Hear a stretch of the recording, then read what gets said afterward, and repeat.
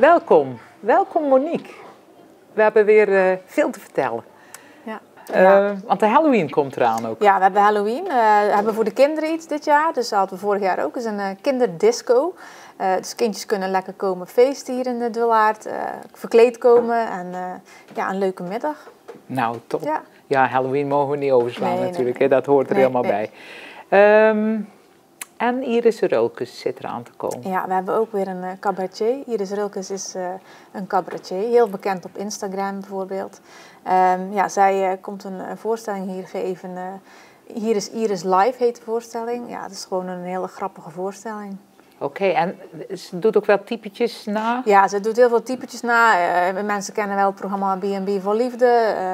Zij doet de mensen, de types wou ik zeggen, de mensen die daarin voorkomen, die doet zij na en dat doet ze heel goed.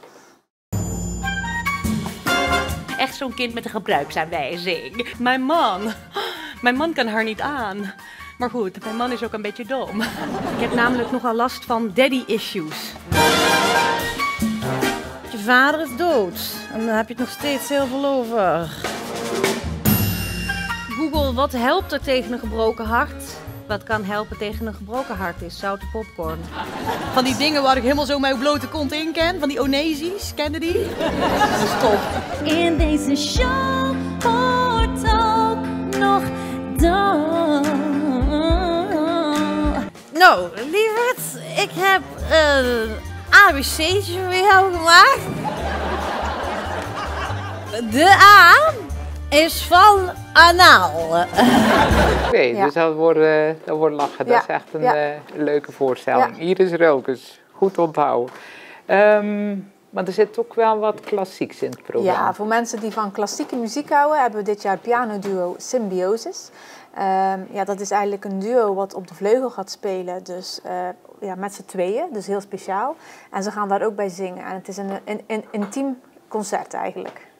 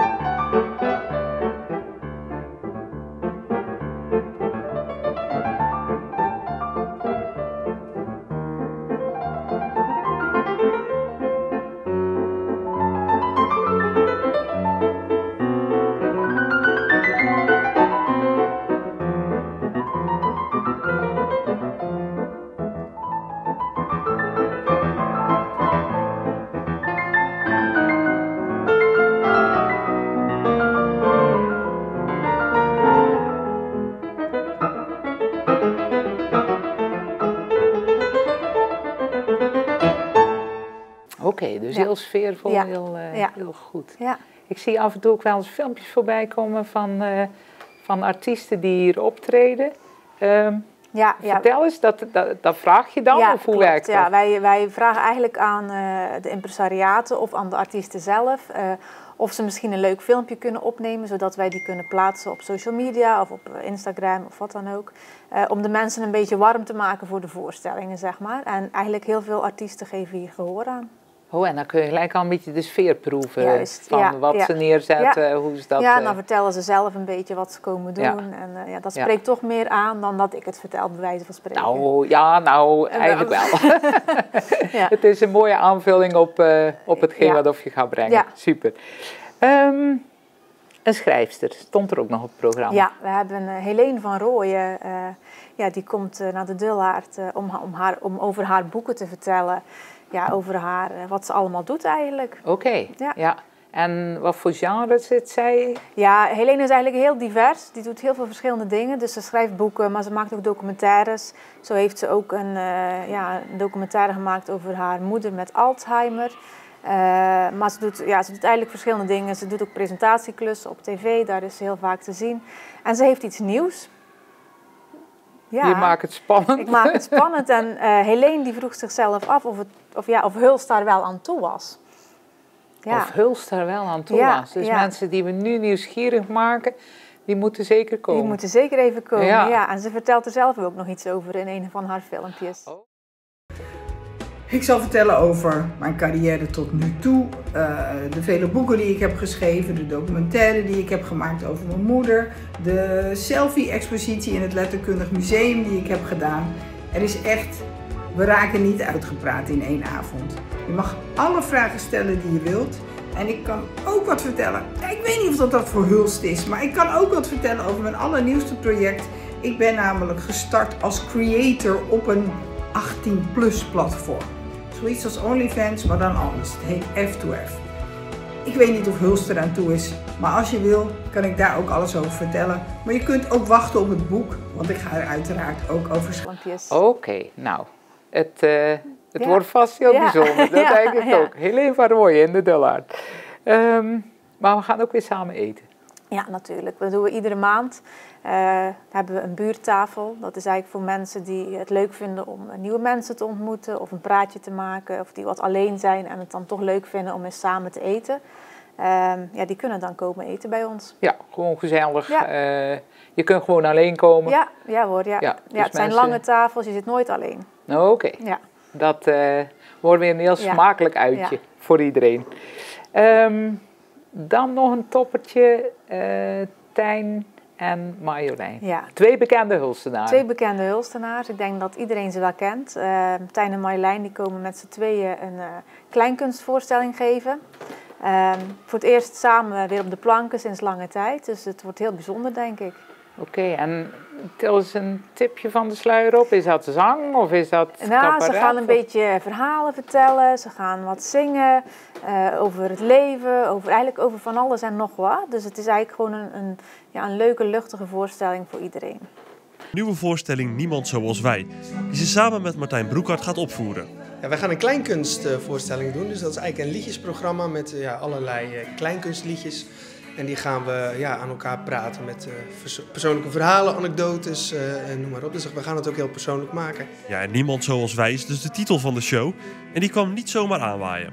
We vonden het een pakkende titel, omdat ik echt wel geloof dat er niet echt iemand zoals wij is. Het betrekt iedereen erbij. Het is ook een liedje trouwens, wat ooit in kleinkunstland gemaakt is. Het zit niet in de voorstelling. Het zit niet in de voorstelling, nee.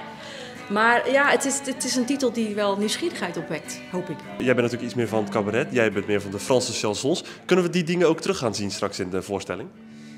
Dat ga je sowieso terugzien, want ik ben in mijn cabaretvoorstellingen doe ik ook altijd liedjes. Ik doe nooit alleen maar tekst. En Marjolein doet ook praatjes tussendoor. En de chansons en het cabaret, het is allemaal verhalen vertellen, komt het eigenlijk op neer.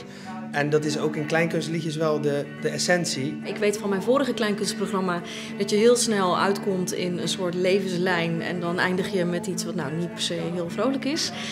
Dus ik denk dat we nu wel gewoon heel erg het leven in al zijn facetten belichten. En dat daar dus ook echt een knipoog en een soort slappe lachmoment in zit. Maar zeker ook hier en daar een heel klein en misschien indringend of emotioneel moment. Oké. Nou, ik denk dat het zingen zal er ook absoluut wel uitspringen, want daar zijn ze alle twee heel goed in. Ja. Mooie voorstelling. Ja. Deze maand hebben we ook toneel. Toneel, ja. We hebben toneelgroep Klinkklaar. Het is lang geleden dat ze in de Dullard zijn geweest, dus wij vinden het heel leuk dat ze er weer zijn. En ze speelt de voorstelling Een addertje onder het gras. Dat is een voorstelling die gaat over een oude groep scoutingvrienden van vroeger, die nu ze op leeftijd zijn, weer eens samen op pad gaan. Ja, en er gebeuren natuurlijk allerlei onvoorziene dingen. Oké, dus dat wordt waarschijnlijk ook weer een hele goede voorstelling. Ja, het zal heel grappig zijn. Dat is de uitvoering van, ik zie overal in Hulst affiches en spandoeken en zo. Dat klopt, dat zijn die, ja, inderdaad. Naar de Dullard. Ja. Goed. Ja, en voor de mensen die van koopjes houden en tweedehands, die kunnen ook terecht. Ja, we doen 2 keer per jaar eigenlijk altijd een rommelmarkt. Dus in november hebben we weer een rommelmarkt. Het wordt heel druk. We hebben meer dan 100 kramen inmiddels. Dus mensen die op zoek zijn naar koopjes, die kunnen vast hun slag wel slaan hier. Ja, en wat dat betreft is Dullard ideaal natuurlijk, want jullie hebben lekker overdekt. En, ja, je loopt droog en warm. Ja, je zit niet afhankelijk van het weer, dus wat dat betreft perfecte locatie. Ja. Goed, de rommelmarkt. Ja, ja, en dan Hulst Wielerstad. Daar doet de Dullard ook aan mee natuurlijk. Ja. Wat heb je in de aanbieding? Nou, we hebben een wieleravond, een WK wieleravond. Dus eigenlijk na aanloop van het WK natuurlijk, wat in Hulst zal plaatsvinden. De wieleravond, wielercafé doen we eigenlijk ieder jaar. Maar dit jaar hebben we wel wat speciale namen daarbij om het leuk te maken. Ja, dus we hebben Adrie van der Poel die komt, Stibar, Shirin van Anrooy en Sanne Kant. En die mensen die komen vertellen? Of wat, ja, die komen inderdaad vertellen. Het wordt een beetje een interactieve avond, dus het wordt wel heel leuk. Je kunt ook een praatje maken met de renners na afloop, dus dat is altijd wel heel speciaal. Okay. Dan stond er nog iets wat...